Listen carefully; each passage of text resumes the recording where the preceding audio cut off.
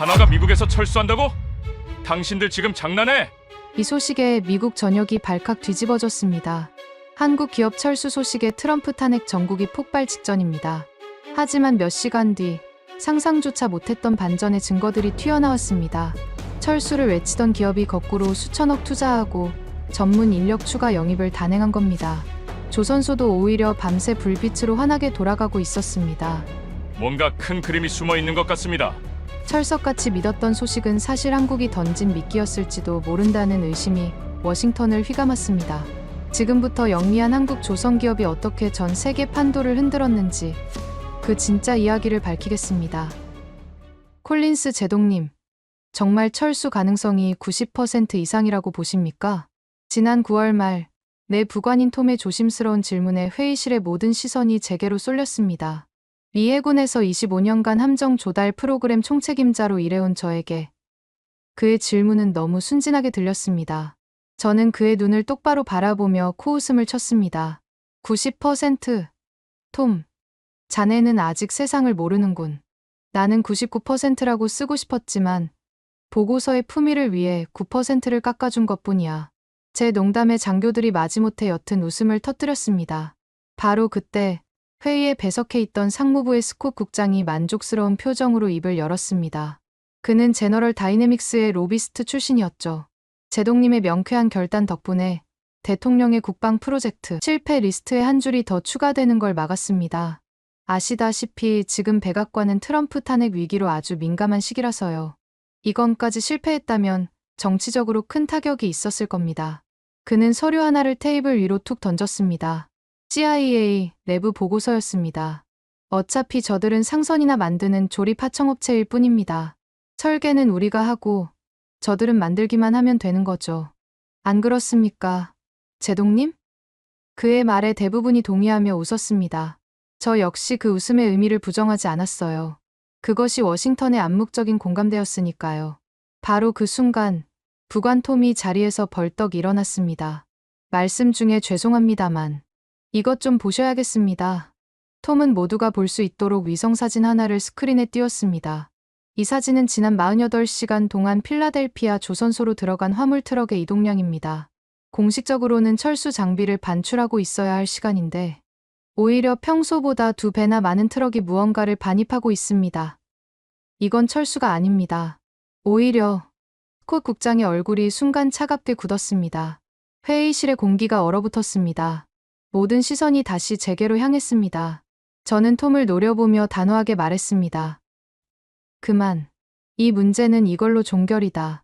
제가 회의실을 나오자 오랜 동료인 마이클 피터슨 제독이 기다렸다는 듯이 다가왔습니다. 그의 손에는 방금 인쇄된 듯한 뉴욕타임스 기사 뭉치가 들려 있었습니다. 리처드, 자네가 한 일인가? 그가 내민 기사의 헤드라인은 선명했습니다. 동맹인가, 위협인가 한미 방산 협력의 그림자. 내가 한 게 아니라 언론이 진실을 찾아낸 거지. 제 대답에 피터슨이 답답하다는 듯 말했습니다. 진실? 이게 진실이라고? 리처드, 잊었나? 한국은 우리가 70년 전 피를 흘리며 지켜준 동맹이야. 저는 그의 어깨를 두드리며 씁쓸하게 웃었습니다. 마이클, 동맹은 동맹이고 비즈니스는 비즈니스지. 어쩌면 이번 일은 미국에게 더 큰 기회가 될지도 몰라. 하나가 떠난 빈자리를 우리 기업들이 채우고 다시 한번 미국 조선업의 부흥을 이끌 수 있을 거라고. 제 말에 피터슨은 더 이상 아무 말도 하지 못했습니다. 그는 그저 제 눈을 똑바로 바라보며 마지막 한마디를 던졌습니다. 자네가 애써 쌓아 올린 그 벽이 진실을 가리는 벽이 아니길 바라네. 명심하게, 리처드. 가장 단단해 보이는 벽이 가장 먼저 무너지는 법이니까. 그는 그 말을 남기고 복도 저편으로 사라졌습니다. 저는 그의 마지막 경고가 마음에 걸렸지만 애써 무시했습니다. 2025년 7월 10일, 저는 펜타곤 집무실에서 긴급 호출을 받았습니다. 합참의장의 호출이었어요. 그는 다짜고짜 저에게 명령했습니다. 지금 당장 필라델피아로 날아가게. 하나오션 조선소의 상황을 직접 눈으로 확인하고 보고해. 그의 목소리는 매우 단호했습니다. 저는 이유를 물을 필요도 없었어요.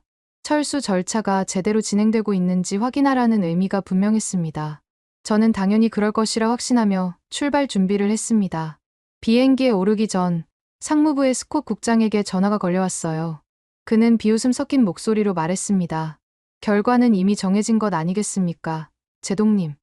가서 확인 도장만 찍고 오시면 됩니다. 저도 그의 말에 동의했습니다. 이건 요식행위에 불과하다고 생각했죠. 하지만 출발 직전 뜻밖의 연락을 받았습니다. CIA에서 일하는 오랜 정보원이었어요. 그는 조심스럽게 말했습니다. 제동님, 언론 보도와 다른 움직임이 감지되고 있습니다. 현장의 소식통에 따르면 조선소의 불이 밤새 꺼지지 않는다고 합니다. 저는 그의 말을 반신반의했습니다. 철수를 위한 야간 작업일 수도 있었으니까요. 그는 덧붙였습니다. 이건 단순한 철수 작업이 아닐 수도 있습니다. 뭔가 다른 일이 벌어지고 있는 것 같습니다. 그의 말에 마음 한구석이 조금 흔들렸습니다. 저는 원래 증거를 중요시하는 사람이었습니다. 직접 보지 않은 것은 믿지 않았죠. 저는 공식적인 팩트체크라는 명분으로 현장 방문을 결정했습니다. 제 동료들은 그런 저를 보며 헛수고라고 비웃었습니다. 이미 끝난 일에 왜 그렇게까지 하냐는 눈치였죠.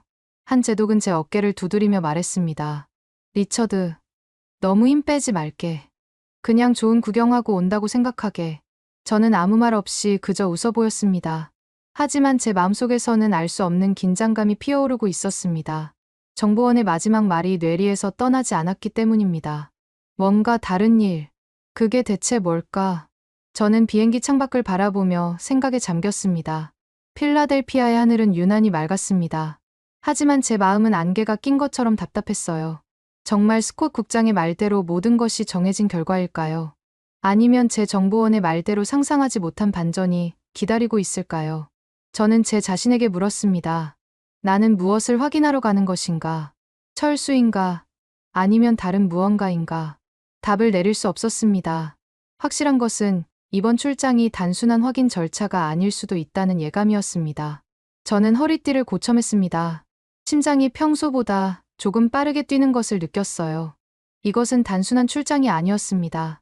제 신념과 편견을 시험대에 올리는 운명의 여정이 될 수도 있었습니다. 필라델피아 공항에 비행기가 착륙했을 때 저는 결심했습니다. 어떤 결과가 나오든 제 눈으로 본 진실만을 보고하겠다고요. 그때까지는 몰랐습니다. 제가 마주하게 될 진실이 제 인생 전체를 뒤흔들게 될 것이라는 사실을 말입니다. 조선소에 도착한 순간 저는 제 눈을 의심했습니다. 예상했던 적막과 어둠 대신 거대한 불빛과 소음이 저를 맞이했습니다. 수백 개의 조명이 대낮처럼 현장을 밝히고 있었고 용접 불꽃이 밤하늘을 수놓고 있었어요. 제 귀에는 쉴 새 없이 망치 소리와 기계음이 들려왔습니다. 이것은 철수하는 현장의 모습이 아니었습니다. 오히려 거대한 전쟁을 치르는 야전 기지 같았어요. 저는 입구에서 저를 마중 나온 현장 소장에게 물었습니다. 이게 대체 어떻게 된 일입니까? 그는 담담하게 대답했습니다. 보시는 그대로입니다. 제동님. 우리는 지금 새로운 시작을 준비하고 있습니다. 그의 눈빛은 조금도 흔들림이 없었습니다. 저는 말문이 막혔습니다. 현장 안으로 들어서자 놀라움은 더욱 커졌습니다. 가장 먼저 눈에 들어온 것은 부두에 새로 설치된 거대한 크레인이었습니다. 그 규모는 기존에 있던 것들을 압도했어요. 한쪽에서는 신규 인력 채용이 한창이었습니다. 저는 채용 서류를 직접 확인했습니다. 무려 500명의 신규 기술자를 채용하는 계획서였어요. 미국 노조 대표인 존 카터도 그 자리에 있었습니다. 그의 얼굴에는 놀라움과 흥분이 뒤섞여 있었죠. 그는 저에게 다가와 말했습니다. 제동님, 이건 진짜입니다. 하나오션은 우리에게 3년 고용 보장과 임금 20% 인상을 약속했습니다. 그의 목소리는 약간 떨리고 있었습니다. 믿을 수 없다는 표정이었어요. 저 또한 마찬가지였습니다. 저는 곧바로 관련 서류를 요청했습니다. 제 앞에 놓인 것은 노사 계약서와 SEC 공시 문서였습니다. 노사 계약서에는 존 카터의 말대로 3년간의 고용 보장과 임금 인상안이 명확하게 명시되어 있었습니다. 그리고 SEC 공시 문서는 더욱 충격적이었죠. 거기에는 무려 70억 달러, 우리 돈으로 약 7조 원에 달하는 추가 투자 계획이 상세하게 적혀 있었습니다. 저는 문서를 몇 번이고 다시 읽었습니다. 오타가 아닐까 의심했지만 분명한 사실이었어요. 이것은 철수가 아니었습니다. 제 상상을 초월하는 대규모 확장이었습니다. 저는 머리를 한 대 맞은 듯한 충격을 받았습니다. 법률 검토 메모도 발견했습니다. 거기에는 제 선적자의 좌지를 통한 존스법 합법화 전략이라는 문구가 있었습니다. 하나오션은 단순히 조선소를 확장하는 것이 아니었어요. 그들은 미국의 법률까지 철저하게 분석하고 합법적인 테두리 안에서 사업을 확장할 계획을 세우고 있었던 겁니다. 저는 온몸에 소름이 돋는 것을 느꼈습니다. 이것은 우발적인 결정이 아니었습니다. 처음부터 모든 것을 계획하고 준비해온 치밀한 전략의 결과물이었습니다. 제가 펜타곤에서 철수 보고서를 읽고 있을 때 이곳 필라델피아에서는 전혀 다른 미래가 그려지고 있었던 셈입니다. 저는 그제야 깨달았습니다. 제가 완전히 속았다는 것을요. 그리고 이것은 시작에 불과하다는 불길한 예감이 들었습니다. 저는 충격에서 벗어나기 위해 애쓰며 품질 시연을 요구했습니다. 앤드류 박CEO는 제 요구를 흔쾌히 받아들였어요. 그는 말했습니다. 좋습니다. 제동님, 저희의 기술력을 직접 확인시켜 드리겠습니다. 그의 자신감 넘치는 태도에 저는 오히려 의심이 들었습니다. 무언가 숨기는 것이 있는 게 아닐까 생각했죠. 잠시 후 첫 번째 용접 시연이 시작되었습니다. 로봇팔이 현란하게 움직이며 강철판을 이어붙였습니다. 하지만 결과는 실망스러웠습니다. 검사 장비에서 경고음이 울렸고 모니터에는 미세한 결함을 알리는 붉은 표시가 나타났어요. 상무부에서 파견 나온 스콧 국장은 기다렸다는 듯이 비웃으며 말했습니다. 보십시오, 제동님. 역시 문제는 문제투성이입니다. 그의 말에 제 마음도 다시 불신으로 차가워졌습니다. 현장 엔지니어인 마이클 리의 얼굴이 굳어졌습니다. 그는 아무 말 없이 결함이 발견된 강철판을 들고 작업장으로 돌아갔어요. 그의 등에는 무거운 책임감이 실려있는 듯했습니다. 저는 속으로 생각했습니다. 역시 한국 기술의 한계는 명확하구나. 그날 밤 조선소의 불은 꺼지지 않았습니다. 마이클 리와 그의 팀원들은 밤새 수정 계획을 짜고 새로운 시뮬레이션을 돌렸습니다. 저는 호텔 방에서 그 모습을 CCTV로 지켜보았습니다. 그들의 눈빛은 지쳐 있었지만 포기하는 기색은 전혀 찾아볼 수 없었어요. 그 모습에 제 마음속에서 무언가 꿈틀거리는 것을 느꼈습니다. 저것은 단순한 의무감만으로는 나올 수 없는 눈빛이었습니다. 정확히 12시간 후 두 번째 시연이 열렸습니다. 현장의 공기는 첫 번째와는 완전히 달랐어요. 모두의 얼굴에 비장함이 감돌았습니다. 다시 로봇팔이 움직이기 시작했습니다. 이번에는 이전보다 훨씬 더 부드럽고 정교하게 움직이는 것처럼 보였습니다. 용접이 끝나고 검사 장비가 다시 작동했습니다. 결과는 놀라웠습니다. 모든 수치가 미해군 규격 기준치를 훌쩍 뛰어넘는 완벽한 결과였어요. 심지어 용접 속도는 기존 미국 방식보다 3배나 빨랐습니다. 현장에 있던 모든 사람들이 숨을 죽이고 모니터를 바라보았습니다. 함께 현장을 지켜보던 로이드 성급의 수석검사관 프란츠 슈나이더가 감탄하며 말했습니다. 이것은 기적에 가깝군요. 저는 제 눈앞에서 벌어진 일을 믿을 수가 없었습니다. 불과 12시간 만에 완벽하게 문제를 해결하고 오히려 성능을 몇 배나 끌어올린 것입니다. 이것은 제가 아는 상식으로는 불가능한 일이었어요. 저는 처음으로 제 오랜 신념이 흔들리는 것을 느꼈습니다. 미국 기술이 세계 최고라는 저의 믿음에 균열이 가기 시작한 순간이었습니다. 상무부의 스콧 국장은 아무 말도 하지 못하고 굳은 표정으로 서 있었습니다. 저는 앤드류 박CEO를 바라보았습니다. 그는 여전히 담담한 표정으로 저를 보고 있었어요. 마치 이 모든 결과를 예상했다는 듯이 말입니다. 저는 그에게 어떤 질문을 해야 할지조차 알 수 없었습니다. 제 머릿속이 하얗게 비어버린 것 같았어요. 평화는 길지 않았습니다. 며칠 뒤 건조 중이던 선체 일부 부품에서 미세한 균열이 발견되었다는 긴급 보고가 올라왔습니다. 상무부의 스콧 국장은 이 기회를 놓치지 않았죠. 그는 즉시 본국에 연락해 프로젝트의 전면 중단을 주장했습니다. 그의 목소리는 확신에 차 있었습니다. 제가 처음부터 경고하지 않았습니까? 한국 기술은 신뢰할 수 없습니다. 언론은 그의 말을 받아쓰기 시작했습니다. 워싱턴 포스트는 한국 기술, 신뢰도 위기라는 헤드라인으로 일면 기사를 내보냈습니다. 순식간에 분위기는 반전되었고 저는 다시 깊은 불신에 휩싸였습니다. 역시 내 생각이 맞았던 걸까? 그들의 성공은 그저 우연한 행운이었을 뿐일까? 온갖 의심이 제 마음을 파고들었습니다. 하지만 한국 엔지니어 팀은 달랐습니다. 그들은 절망하거나 변명하지 않았어요. 마이클 리를 중심으로 한 기술팀은 즉시 24시간 비상 근무 체제에 돌입했습니다. 그들은 잠도 자지 않고 문제의 원인을 분석하기 시작했어요. 한국 본사에 있는 기술연구소와 실시간으로 화상회의를 연결했고 수백 명의 전문가들이 함께 해결책을 모색했습니다. 그들은 AI 기반의 결함 추적 시스템을 가동하여 균열의 근본적인 원인을 찾아 나갔습니다. 그 모습은 마치 거대한 군사 작전을 방불케 했습니다. 저는 그들의 일사불란한 움직임을 보며 다시 한번 놀라지 않을 수 없었습니다. 이것은 단순한 기업이 아니었습니다. 위기 상황에서 최고의 효율을 발휘하는 잘 훈련된 군대 같았어요. 문제의 원인은 예상치 못한 곳에서 발견되었습니다. 미국 현지에서 조달한 강철 부품의 성분에 미세한 불순물이 섞여 있었던 것입니다. 한국팀은 즉시 이 사실을 보고하고 해결책을 제시했습니다. 그들은 기존 부품을 모두 폐기하고 한국에서 긴급 공수한 특수합금강으로 교체하기로 결정했어요. 그리고 24시간 안에 모든 수정 작업을 완료했습니다. 그들의 신속하고 정확한 판단력에 저는 혀를 내둘렀습니다. 위기를 회피하는 것이 아니라 정면으로 돌파하고 가장 완벽한 해결책을 찾아내는 능력이었습니다. 콧 국장은 아무 말도 하지 못했습니다. 문제의 원인이 우리 측에 있었다는 사실이 밝혀졌기 때문이죠. 그는 그저 굳은 얼굴로 현장을 지켜볼 뿐이었습니다. 제 시험 결과는 이전보다 훨씬 더 뛰어났습니다. 새로운 특수합금강으로 만들어진 선체는 미 해군이 요구하는 내구성 기준을 150% 이상 초과하는 성능을 보여주었습니다. 모든 논란은 완벽하게 종식되었습니다. 저는 이 모든 과정을 지켜보면서 깊은 생각에 잠겼습니다. 그들은 위기를 기회로 만드는 놀라운 힘을 가지고 있었습니다.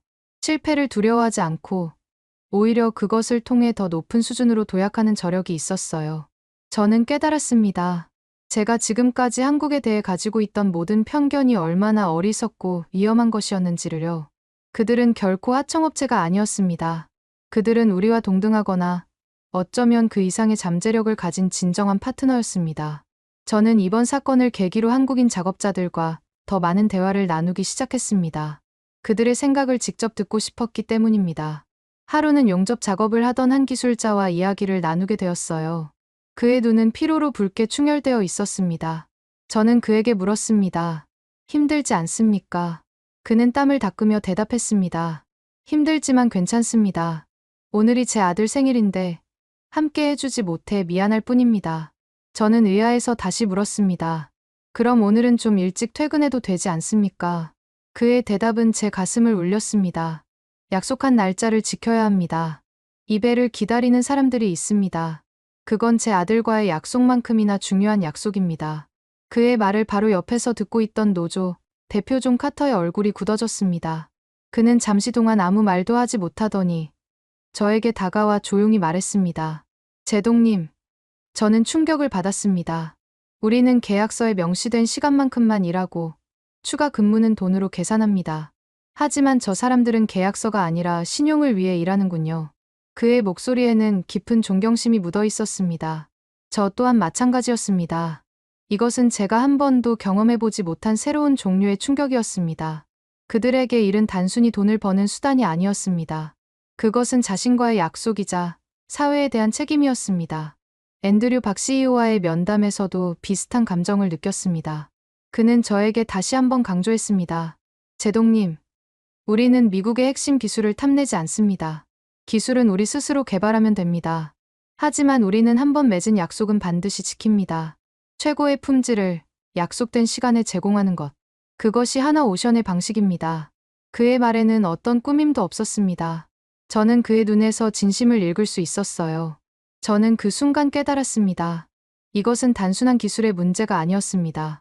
이것은 문화의 문제이자 국민성의 문제였습니다. 그들의 놀라운 실행력과 책임감은 바로 이 신뢰의 문화에서 비롯된 것이었습니다.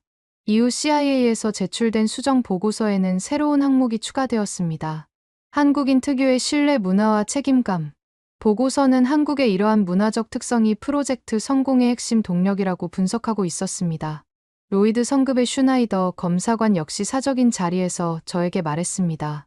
제동님, 저는 전 세계 수많은 조선소를 다녀봤지만 이런 곳은 처음입니다. 이곳의 기술자들은 영혼을 담아 배를 만듭니다.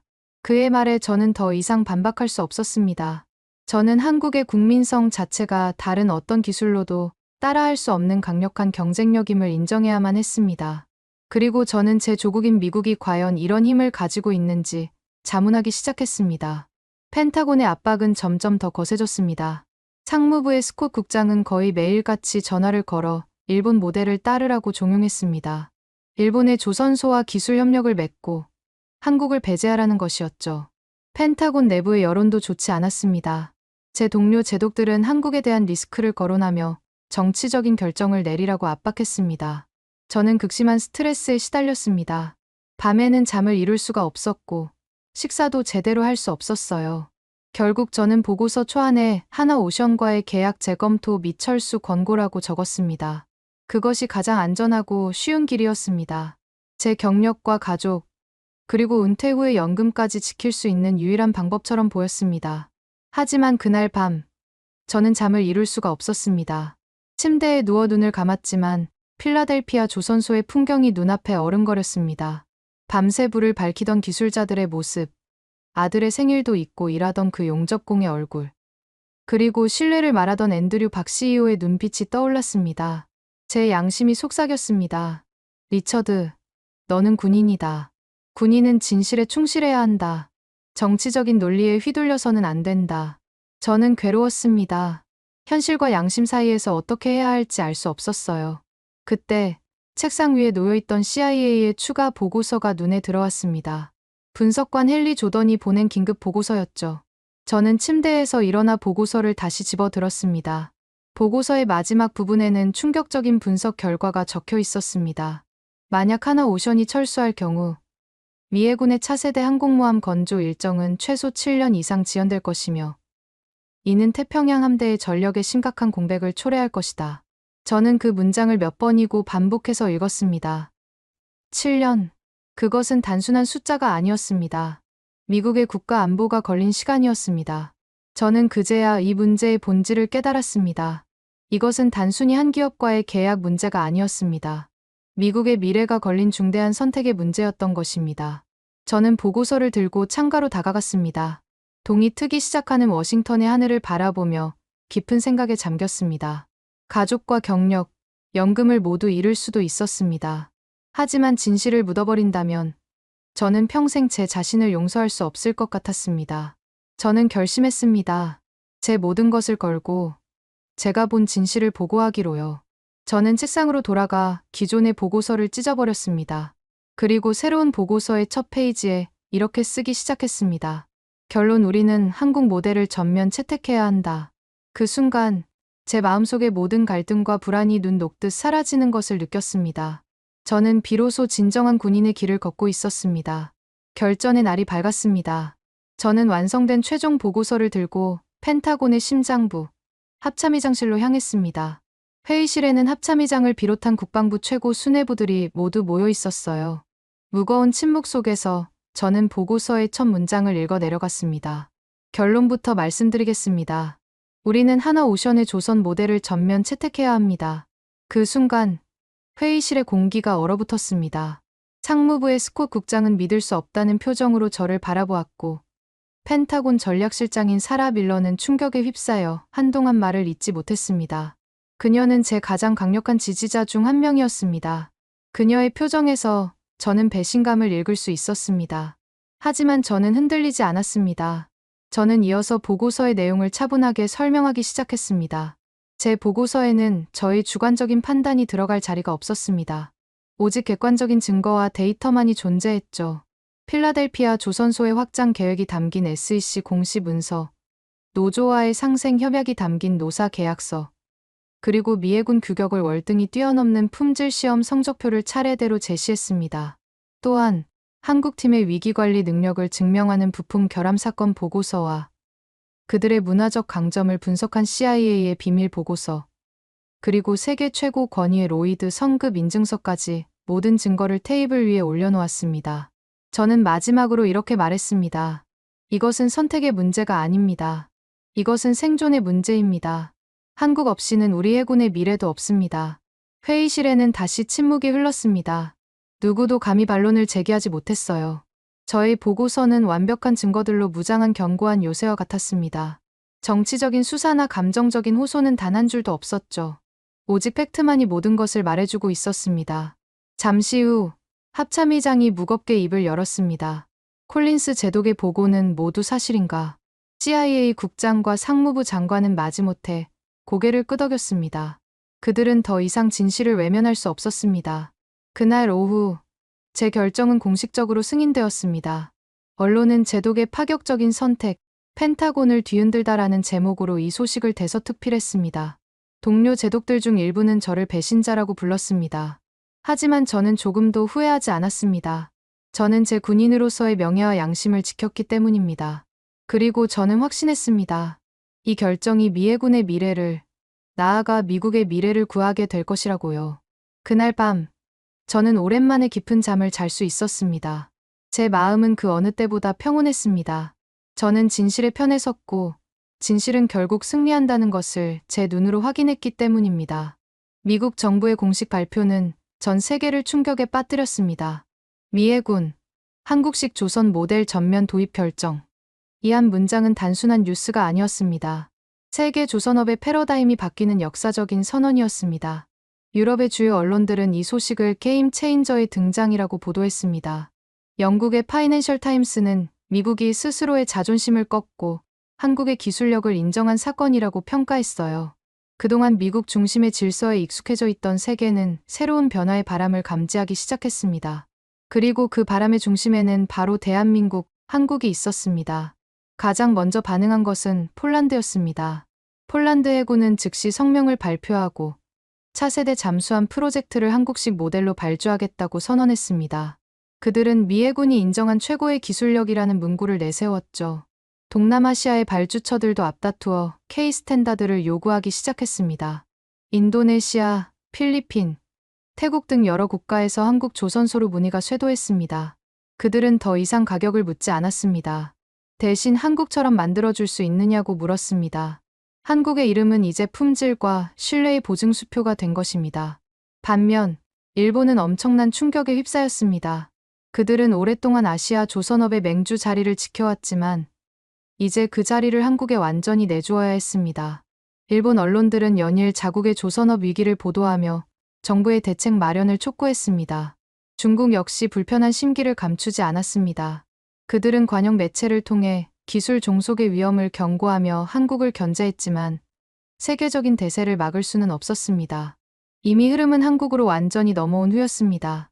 세계는 더 이상 미국의 기준을 따르지 않았습니다.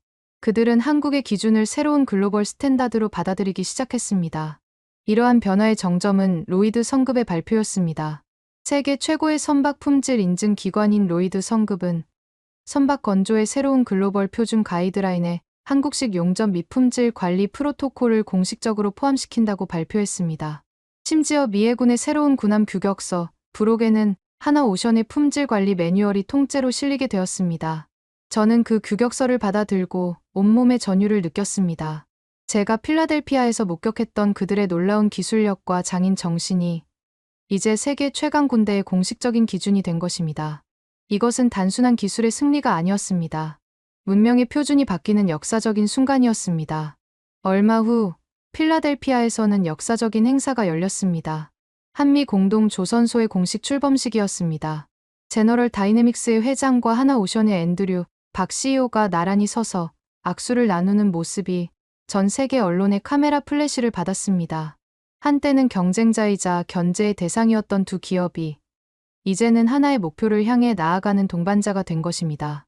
미 해군과 한국의 기술진들이 함께 어깨를 걸고 웃으며 대화하는 모습은 그 자체로 감동적인 장면이었습니다. 그들의 얼굴에서는 더 이상 불신이나 경쟁심을 찾아볼 수 없었습니다. 오직 존중과 신뢰만이 가득했습니다. 노조 대표 존 카터는 축사에서 감격에 찬 목소리로 말했습니다. 우리는 어제까지 다른 길을 걸어왔습니다. 하지만 오늘부터 우리는 하나의 팀, 하나의 가족입니다. 이제 우리는 함께 세계 최고의 배를 만들 것입니다. 그의 말에 모든 참석자들이 뜨거운 박수를 보냈습니다. 첫 번째 공동 프로젝트는 차세대 이지스 구축함 건조로 결정되었습니다. 그리고 그 프로젝트에는 아주 특별한 이름이 붙여졌습니다. 바로 코리아 아메리카 얼라이언스십, 양국의 동맹 관계를 상징하는 이름이었습니다. 언론은 이를 강철로 맺어진 혈맹이라고 표현하며 역사적인 전환점이라고 평가했습니다. 정치권의 반대 목소리도 어느새 잦아들었습니다. 그들도 더 이상 이 거대한 흐름을 거스를 수 없다는 것을 깨달았던 것입니다. 오히려 이제는 서로 앞다투어 한미협력의 중요성을 강조하고 나섰습니다. 필라델피아 시민들 역시 양국의 협력을 환영하며 거리로 나와 축제를 벌였습니다. 조선소 주변의 상점들은 다시 활기를 되찾았고 지역 경제는 눈에 띄게 살아나기 시작했습니다. 저는 제독으로서 이 모든 역사적인 현장을 바로 옆에서 지켜보았습니다. 제 가슴속에서는 뜨거운 무언가가 끓어오르는 것을 느꼈습니다. 이것은 단순한 비즈니스 성공 사례가 아니었습니다. 서로 다른 두 국가가 불신과 편견의 벽을 허물고 신뢰를 바탕으로 새로운 미래를 함께 열어가는 위대한 이야기였습니다. 저는 제복을 입고 있는 것이 자랑스러웠습니다. 그리고 이 위대한 역사의 한 페이지에 제 이름이 기록될 수 있다는 사실에 무한한 감사를 느꼈습니다. 제 인생에서 가장 영광스러운 순간이었습니다. 저는 확신했습니다. 코리아 아메리카 얼라이언스십은 단순히 강력한 군함을 만드는 것을 넘어 전 세계의 희망과 영감의 메시지를 전하게 될 것이라고요. 분열과 갈등이 아닌 협력과 상생의 가치가 얼마나 위대한 결과를 만들어낼 수 있는지를 똑똑히 보여주게 될 것입니다. 그리고 그 위대한 항해는 이제 막 시작되었을 뿐이었습니다. 저는 제독으로서의 마지막 임무로 이번 프로젝트의 전 과정에 대한 백서를 작성했습니다. 그리고 그 보고서의 마지막 장에 제 개인적인 소회를 담은 글을 남겼습니다. 저는 이렇게 기록했습니다. 나는 미 해군 제독이다. 나는 평생을 조국에 헌신했고 미국의 위대함을 굳게 믿어왔다. 그러나 이번 프로젝트의 진정한 승리자는 미국이 아니다. 바로 대한민국, 한국이다. 그들은 우리에게 단순히 배를 만들어준 것이 아니다. 그들은 우리에게 새로운 가능성을 보여주었다. 저는 펜을 이어갔습니다. 한국은 자신들의 핵심 기술을 끝까지 지키면서도 약속된 시간 안에 최고의 배를 완성해냈다. 이것은 단순한 기술력만으로는 설명할 수 없는 기적이다. 그 기적의 바탕에는 바로 한국인들의 놀라운 국민성이 자리 잡고 있다. 약속을 목숨처럼 여기는 책임감, 위기 앞에서 더욱 강해지는 단결력, 그리고 더 나은 결과를 위해 밤을 새우는 헌신. 이것이 바로 한국의 진짜 힘이다. 저는 잠시 숨을 골랐습니다. 필라델피아에서 만났던 사람들의 얼굴이 하나둘씩 떠올랐습니다. 그들의 땀과 눈물이 없었다면 이 프로젝트는 결코 성공할 수 없었을 것입니다. 저는 계속해서 써내려갔습니다. 이제 나는 감히 말할 수 있다. 한국이 없다면 미국의 미래도 없다. 일본이나 독일, 그 어떤 나라도 한국을 대체할 수 없다. 그들은 한국이 가진 특유의 문화와 정신을 흉내낼 수 없기 때문이다. 이제 한국의 기준이 새로운 세계의 기준이 되었다. 우리는 이 사실을 겸허하게 받아들이고 그들과 함께 새로운 미래를 열어가야 한다. 우리의 동맹은 이제 단순히 무기를 거래하는 관계가 아니다. 서로의 영혼을 존중하고 배우는 진정한 신뢰의 관계가 되어야 한다. 저는 마지막 문장을 적으며 깊은 감회에 젖었습니다. 이것은 제가 군인으로서 그리고 한 명의 인간으로서 내린 최종적인 결론이었습니다. 저는 미국인이지만 한국의 깊은 존경과 감사를 보낸다. 그리고 마지막 문장은 이렇게 끝맺었습니다. 이 모든 기적은 한국이기에 가능했다. 저는 펜을 내려놓고 창밖을 바라보았습니다. 워싱턴의 하늘은 그 어느 때보다 맑고 푸르렀습니다. 저는 이제 자랑스럽게 은퇴할 수 있을 것 같았습니다. 제 조국을 위해 제가 할 수 있는 최선의 일을 했기 때문입니다. 그리고 저는 알고 있었습니다. 한국이라는 위대한 동맹이 있는 한 미국의 미래는 앞으로도 굳건할 것이라는 사실을요. 이것이 저의 마지막 보고서이자 미래 세대에게 남기는 저의 진심 어린 고백이었습니다. 오늘 전해드린 내용은 한국을 얕잡아 보던 세계가 결국 우리 앞에 무릎을 꿇을 수밖에 없었던 이야기였습니다. 한국 기업 철수라는 소문 속에서도 흔들림 없이 약속을 지키고 위기 앞에서도 포기하지 않는 한국인의 뚝심과 신뢰가 결국 세계를 감동시킨 것입니다. 기술만이 아니라 약속을 지키는 국민성, 그리고 위기를 기회로 만드는 지혜가 전 세계를 바꾸고 있는 것이죠. 우리 세대가 피와 땀으로 지켜온 가치가 이제는 세계의 기준이 되어 당당히 인정받고 있습니다. 다음 이야기를 먼저 받아보시려면 좋아요와 구독 부탁드리며 오늘도 자랑스러운 하루 되시길 바랍니다. 감사합니다.